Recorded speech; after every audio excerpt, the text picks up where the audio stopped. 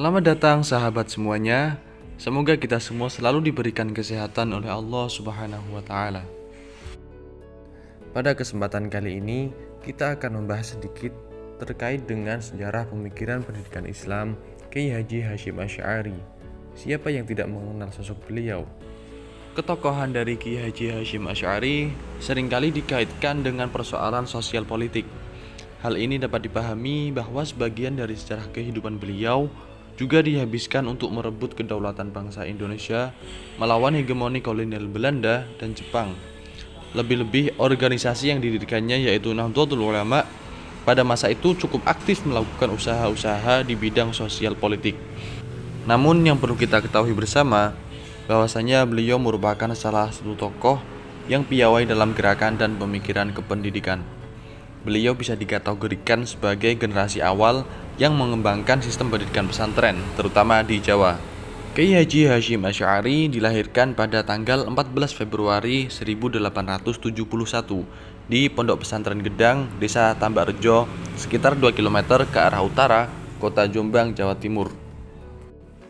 Ayahnya, Kiai Asy'ari, merupakan pendiri Pondok Pesantren Keras di Jombang, dan kakeknya, yaitu Kiai Usman, adalah kiai terkenal dan pendiri Pondok Pesantren Gedang yang didirikan pada akhir abad ke-19. Selain itu, moyangnya, yaitu Kiai Sihoh, adalah pendiri Pondok Pesantren Tambak Beras Jombang. Wajar saja apabila Kiai Haji Hasyim Asy'ari menyerap lingkungan agama dari lingkungan pesantren, keluarganya, dan mendapatkan ilmu pengetahuan agama Islam. Ayah dari Kiai Haji Hasyim Asy'ari sebelumnya merupakan santri terpandai di Pondok Pesantren Kiai Usman. Ilmu dan akhlaknya sangat mengagumkan sang kiai, sehingga ia dinikahkan dengan anaknya, yaitu Halimah. Ayah Kiai Haji Hasyim Asy'ari berasal dari Tingkir dan keturunan dari Abdul Wahid dari Tingkir. Dipercayai bahwa mereka adalah keturunan Raja Muslim Jawa, yakni Jaka Tingkir, dan Raja Hindu Majapahit Brawijaya ke-6. Jadi, Kiai Haji Hasyim Asy'ari juga dipercayai merupakan keturunan dari keluarga bangsawan. Pada tahun 1876, ketika Kiai Haji Hasyim Asy'ari masih berusia 6 tahun, ayahnya mendirikan Pondok Pesantren Keras sebelah selatan Jombang. Suatu pengalaman yang kemungkinan besar mempengaruhi beliau untuk kemudian mendirikan pesantren sendiri. Oleh karena itu, jelaslah bahwa kehidupan masa kecilnya di lingkungan pesantren berperan besar dalam pembentukan wataknya yang luas dan haus akan ilmu pengetahuan dan kepeduliannya pada pelaksanaan ajaran-ajaran agama dengan baik. Kiai Haji Hasyim Asy'ari dikenal sebagai seorang pendidik sejati. Hampir sepanjang hidupnya, beliau mengabdikan diri pada lembaga pendidikan, terutama di pondok pesantren yang beliau dirikan, yaitu Pondok Pesantren Tebu Ireng, Jombang.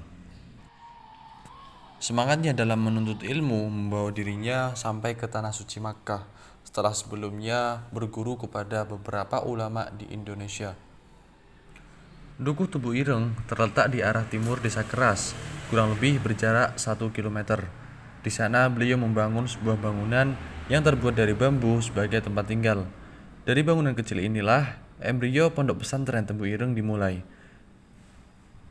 Pada awal berdirinya, jumlah santri yang belajar baru 8 orang, dan 3 bulan kemudian bertambah menjadi 28 orang. Selain ahli dalam bidang agama, Kiai Hasyim Asy'ari juga ahli dalam mengatur kurikulum pesantren dan mengatur strategi pengajaran.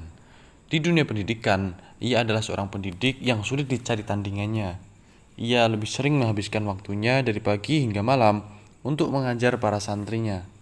Kegiatan mengajar ia mulai pada pagi hari selepas memimpin sholat subuh. Lalu ia mengajarkan kitab kepada para santri hingga menjelang matahari terbit. Kemudian, setelah menunaikan sholat duha, Kiai Haji Hasyim Asy'ari kembali memberikan pengajaran kitab kepada para santrinya. Namun, pada waktu ini hanya dikhususkan kepada santri senior saja. Setelah sholat duhur, beliau mengajar lagi sampai menjelang sholat asar. Setelah sholat asar, beliau mengajar lagi sampai menjelang waktu maghrib, dan diikuti oleh semua santri tanpa terkecuali.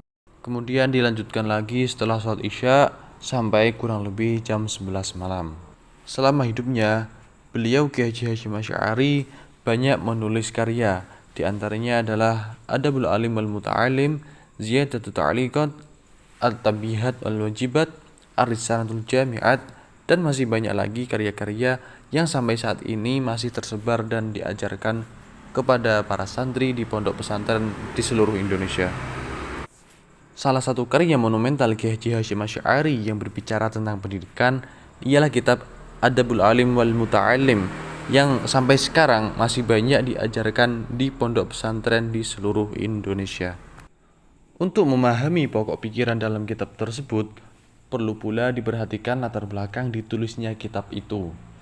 Penyusunan karya ini boleh jadi didorong oleh situasi pendidikan yang pada saat itu mengalami perubahan dan perkembangan yang sangat pesat, dari kebiasaan yang lama atau tradisional yang sudah mapan ke dalam bentuk baru atau modern akibat dari pengaruh sistem pendidikan barat atau imperialis Belanda yang diterapkan di Indonesia. Kitab ini berisi 8 bab, yaitu yang pertama, keutamaan ilmu dan ilmuwan serta keutamaan belajar mengajar. Yang kedua, etika yang harus diperhatikan dalam belajar mengajar. Yang ketiga, etika murid terhadap guru. Yang keempat, etika murid terhadap pelajaran dan hal-hal yang harus dipedomani bersama guru. Yang kelima, etika yang harus dipedomani seorang guru. Yang keenam, etika guru ketika dan akan mengajar. Yang ketujuh, etika guru terhadap murid-muridnya. Dan yang kedelapan, etika terhadap buku, alat untuk memperoleh pelajaran, dan hal-hal yang berkaitan dengannya. Dari 8 bab tersebut dapat dikelompokkan dalam 4 kelompok, yaitu yang pertama, signifikasi pendidikan. Yang kedua, tugas dan tanggung jawab seorang murid. Yang ketiga, tugas dan tanggung jawab seorang guru. Dan yang keempat, etika terhadap buku, alat untuk memperoleh pelajaran, dan hal-hal yang berkaitan dengannya. Pada pembahasan kali ini, kita akan membahas yang pertama, terkait dengan signifikasi pendidikan.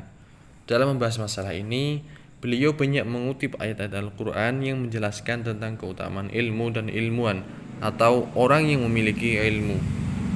Tidak hanya cukup menggunakan ayat-ayat Al-Quran saja, pembahasan dalam bab pertama tersebut dilengkapi dengan berbagai hadis Nabi dan pendapat para ulama terdahulu yang kemudian diulas dan dijelaskan secara singkat dan jelas.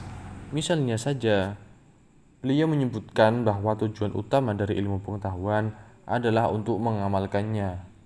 Hal yang demikian dimaksudkan agar ilmu yang dimiliki menghasilkan manfaat sebagai bekal untuk kehidupan di akhirat kelak. Mengingat begitu pentingnya, maka syariat mewajibkan untuk menuntutnya dengan memberikan pahala yang besar. Pada bagian lain juga dijelaskan bahwa ilmu merupakan sifat yang menjadikan jelas identitas pemiliknya. Terdapat 2 hal yang harus diperhatikan dalam menuntut ilmu. Yang pertama, bagi murid, hendaknya ia berniat suci menuntut ilmu, jangan sekali-kali berniat untuk hal-hal duniawi dan jangan melecehkan atau menyepelekannya. Yang kedua, bagi guru, dalam mengajarkan ilmu, hendaknya ia meluruskan niatnya terlebih dahulu, tidak mengharapkan materi semata-mata. Di samping itu, yang diajarkan hendaknya sesuai dengan tindakan-tindakan yang diperbuat. Dalam penjelasannya, beliau tidak memberikan definisi secara khusus tentang pengertian belajar. Dalam hal ini, yang menjadi titik penekanannya adalah pada pengertian bahwa belajar itu merupakan ibadah untuk mencari ridha Allah Subhanahu wa Ta'ala yang mengantarkan seseorang untuk memperoleh kebahagiaan dunia dan akhirat. Oleh karena itu, belajar harus diniati untuk mengembangkan dan melestarikan nilai-nilai Islam, bukan sekedar menghilangkan kebodohan. Ya, demikianlah kurang lebih pembahasan singkat kita terkait dengan pemikiran pendidikan Islam dari Hadratus Syekh Kiai Haji Hasyim Asy'ari. Semoga kita semua mendapatkan kemanfaatannya dan semoga kita semua mendapatkan keberkahan dari beliau dan diakui sebagai santrinya yang didoakan husnul khotimah beserta dzurriyyahnya. Amin amin ya rabbal alamin. Sekian pembahasan kali ini, sampai jumpa di konten-konten selanjutnya. Jangan lupa like, comment, dan subscribe. Taqabbalallahu minna wa minkum, taqabbal ya karim.